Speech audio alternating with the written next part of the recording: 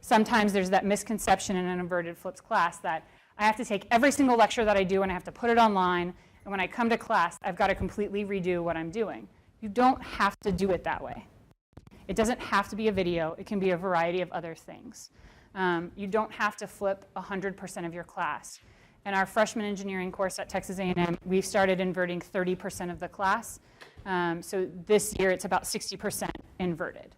And with that, we'll get to a point where it's 100% inverted, but they didn't want the faculty to spend all of the time up front creating a 100% inverted class. They wanted to do it gradually. And so this is a sample of that. There are good videos out there already. You don't have to create your own, although you do need something as part of your course that is personal. An introduction, or what I do is take the most difficult concepts that I know students struggle with every semester for each course, and I just make selected videos on those particular topics. And it's a small number, but it is something that personalizes and enhances the course. When I was an undergrad, when you came to class, you had two options. You paid attention, or you tried to pay attention, or you fell asleep, right? And but nowadays, students now can pay attention, they can fall asleep, they can go on Facebook, they can go on Netflix, they can do Snapchat, they can go on Twitter. There's so many things we're competing for their attention in the classroom. So when we're creating content for these students to digest in their dorm rooms or in their apartments, we're still competing against the same thing. So creating content is one thing, but creating good content is another thing, because the things that the students can do in a lecture, they could do even worse, when they're dorm rooms. So they could be watching your video, but if you have a boring video, they could easily log on to Facebook and have your video playing in the background or something. Don't feel like, a lot of people here, you don't want to make your videos yourself. It's so time consuming. Don't edit them yourself. They can be. Warning, okay? If you are somebody who is a perfectionist, you like them to look a certain way, you want them to feel a certain way, you don't want your students to hear you say and or you go all the way through a problem and you're like, I don't know what I was thinking, I messed up in step 2, therefore this problem doesn't make any sense. And you're gonna go back and you're gonna re-edit and re-edit and re-edit. Creating videos, no matter what technology you use to create your video, is going to be very time consuming, okay? So the first time you do it, may be hard, let it go. Don't just think about your formal classroom spaces. Think about your informal learning spaces of students. So if you're really having them work collaboratively, is there a place for them to work collaboratively? If the only place for them to work is the library where they have to be quiet, where do you provide them these options to get together as teams?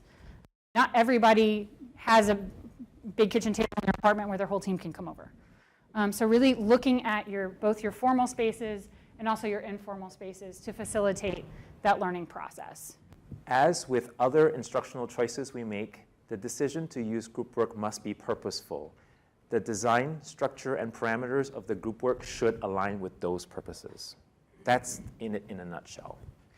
There are lots of reasons to do group work. You're not going to do all 15 or 20 of them at one time. You have maybe 2 or 3 that you really want to emphasize in any particular setting, in any situation. The parameters of the group work should match those objectives, whatever you decide to do. The biggest complaint I often hear from professors at my school when I tell them what I do, when I have an interactive room or flip the class, they say, I can't do that. There's just too much content to cover. So the biggest change in your teaching has to be to convince yourself and your students that your job is not to deliver content. And so I often tell my students on the first day of class, here are some great sites you can go to for the content that will be covered this semester. My job will be to highlight, summarize, and motivate. Obtain student buy-in early. So the first day of class, I come in and I tell my students, I give them basically a lecture on flipped. I've been researching flipped. You can tell them what you've learned at this conference. When I first started teaching, people told me, do not defend your teaching. Do not tell, I'm a good teacher, don't tell them that, okay? But in this case, I think this is an exception because they've never seen it before. So I come in and I tell them, I know this doesn't feel comfortable, but this is what we're gonna do. And the reason I'm doing this is I believe it's the best thing for you, not the best thing for me. I tell them I like to talk. I like to stand up here and be the sage on the stage. Who doesn't want to do that, right? But I really go through some of the evidence and show them that I believe this is the best thing for them. I also really clearly tell them what exactly I expect from them, but I think that buy-in, and I'll tell you just a story that I had a student a few years ago, and I went through my whole spiel the first day, and you don't want to be defensive about it, but I just said, I really believe in this, I've seen it, I enjoy working with students more this way.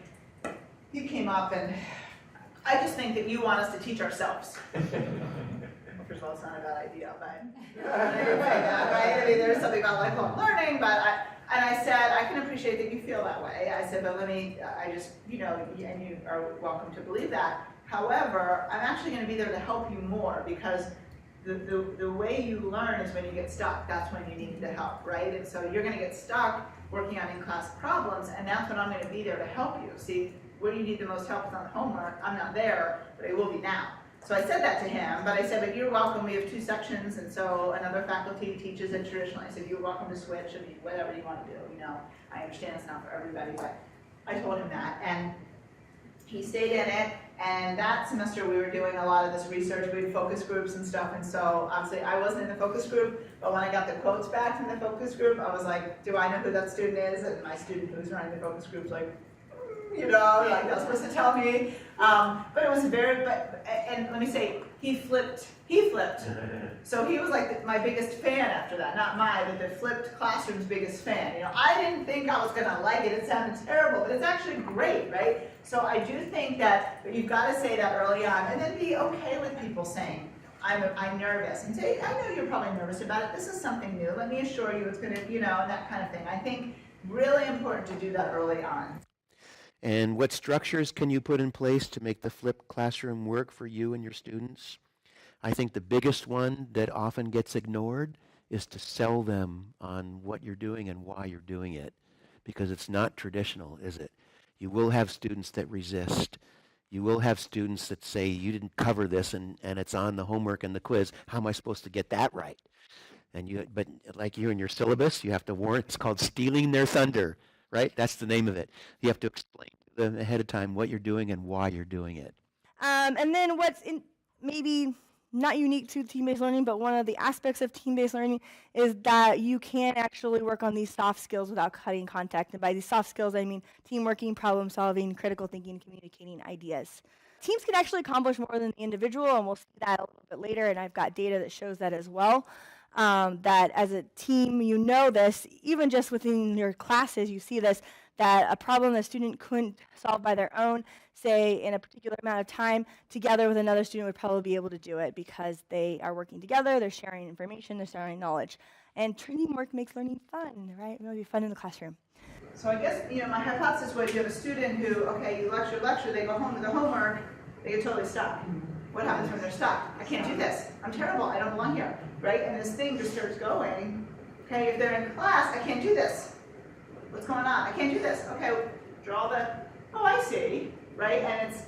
Or they turn to their neighbor and, it's that, I see. So both of these, seeing others, talking to others, feedback either from me or from other people, the hypothesis is that will start to make them believe they can do well, right? To begin from the very start of the process, like at the program design stage, or thinking about flipping your classroom in this case, you really want to think about the evaluation alongside the program design, right? Because you want to say, all right, we're going to use specific measures, we're going to answer specific evaluation questions. That should all be decided ahead of time before you're implementing anything.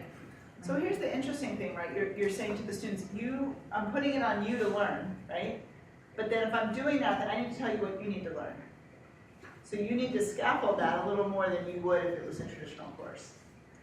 In a traditional course, I'm the giver of the material. So I give it to you, and then you're supposed to give it back to me. But now we're saying you learn it, and then they say, what do I need to learn? Well, here's what you need to learn, right? So it becomes even more important, and that, I do want to end with this, to have these learning objectives. The other thing that came up is you're already doing this, as some of you have described, that you set a code of conduct, some expectations for the students. So you expect students to come to class prepared. You expect them to engage. Even if they're introverts, they may have their own way of engaging with the material and the class, but you still expect some sort of engagement. So one of the things that I found in my own experience and research supports is that if you involve students in the process of setting those expectations, you get better buy-in, and you can hold them accountable to their own standards.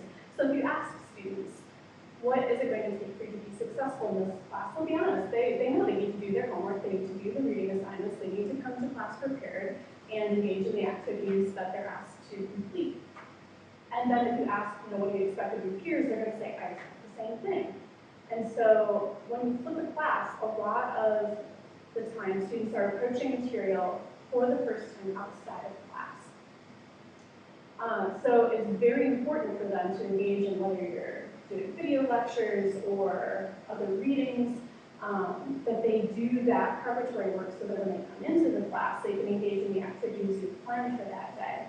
And if you clearly set up the expectation that you really need to do this, and the students themselves kind of sign on to that, yep, we understand, we need to do our homework, we need to be prepared when we come here, it makes it much easier to kind of call them on it. And their peers will call them on it, especially if they're doing some group work and somebody comes not prepared and the rest of the group is, they're going to call that person out themselves, removing the burden from your shoulders, which is really nice.